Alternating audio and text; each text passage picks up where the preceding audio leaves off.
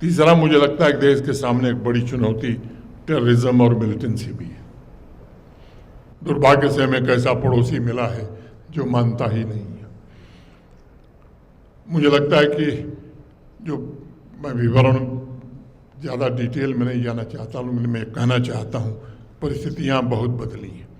आंकड़े देखेंगे तो मुझे लगता है कि जरूर समझ में आएगा, लेकिन समूल रूप से आतंकवाद और इसका इकोसिस्टम, गोली चलाने वालों से वे ज़्यादा गुनहगार हैं जो इस इकोसिस्टम को ऑक्सीजन देने का काम करते हैं।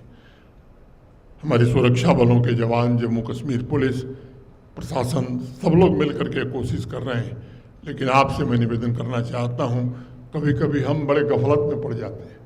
हमारे बगल में ही आकर के एक ऐसा आदमी बैठता है जिससे हम बड़ी अच्छी बात भी करते हैं, वो भी बड़ी अच्छी बात करता है, लेकिन करता क्या है। इसलिए पैनी निगाह हमें सब पर रखनी चाहिए और जम्मू कश्मीर आतंकवाद से पूरी तरह मुक्त हो सकता है जम्मू कश्मीर के लोग यदि पूरी तरह एक साथ खड़े हो जाएं, तो मुझे पूरा यकीन है।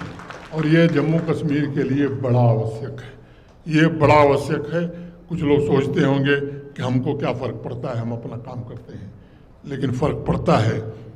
शायद आतंकवाद पूरी तरह से ख़त्म हो जाए तो जम्मू कश्मीर जिस गति से आगे बढ़ सकता है उसकी कल्पना आप नहीं कर सकते। मुझे लगता है कि इन सब चीज़ों के परिणाम भी कुछ आए हैं। और एक पांचवी बात मैं कह के आगे बढ़ूंगा। योग्यता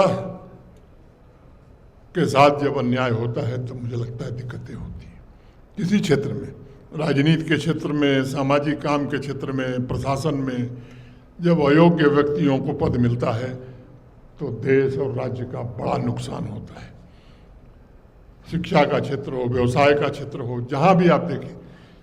और इसमें आप अपने व्यवसाय में तो एक योग्य व्यक्ति को रख सकते हैं, प्रशासन में तो जो प्रशासन को देख रहे हैं वो तय कर सकते हैं कि कौन योग्य व्यक्ति है। निर्णय किसी का मानवीय भूल हो सकती है, लेकिन लोकतंत्र में तो जनता ही को तय करना है कि योग्य व्यक्ति कौन है।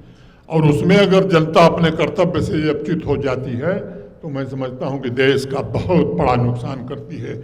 इसलिए हमारा भी दायित्व है, हम भी विचार करें। ये बहुत आवश्यक है किसी भी लोकतांत्रिक देश के लिए। इन सब चीज़ों के कई प्रतिफल भी आए हैं। अब मैं एक छोटी बात बताता हूँ। पिछले 4-5 वर्षों में केवल कश्मीर घाटी में 5000 नए होटल बने। कम से कम 5000, वो संख्या उससे ज़्यादा होगी। वो श्रीनगर हो, उसके आसपास हो, गुलमर्ग उसके आसपास हो, पहलगांव उसके आसपास हो, दूध पथरी हो, गुरेज हो, मैंने ऐसे 20 नाम और मैं ले सकता हूँ। और उसमें 95% निवेश कश्मीरियों का है। अगर एक होटल पर उसमें रेडिसन भी बना है, जिसके पास एक होटल था, एक नया तो जरूर बन गया, कई ने 2-3 बना लिए। तो कोई 200 कमरे का होटल रेडिसन जैसा, तो कोई 8-10 कमरे का है। अगर एवरेज 15 करोड़ एक होटल पर रखिए तो ये 75,000 करोड़ रुपए का निवेश केवल कश्मीर में होटल पर है। एक होटल पर अगर 4 गाड़ी रखिए तो 20,000 नई गाड़ियां खरीदी गई। और ये सभी पीस के स्टेक होल्डर हैं, क्योंकि ये अब नहीं चाहते हैं कि फिर से वो जमाना आवे, वो दौर आवे जो अभी कुछ लोग सपना देख रहे हैं। मुझे लगता है स्वप्न से बाहर निकलिए। एक बड़ी तादाद है कश्मीर में और पूरे जम्मू कश्मीर में जो चाहती है कि अमन और चैन बना रहे, क्योंकि उन्होंने प्रगति का आनंद अब ले लिया है। आर्थिक प्रगति से परिवार कैसे आगे बढ़ता है, परिजनों को कैसे लाभ मिलता है, उसका स्वाद उन्होंने चखा है। खोमचा वाला, रेहड़ी वाला, अनेक cafe, restaurant, shikara, house boat, अनेक लोग इससे जुड़े हुए।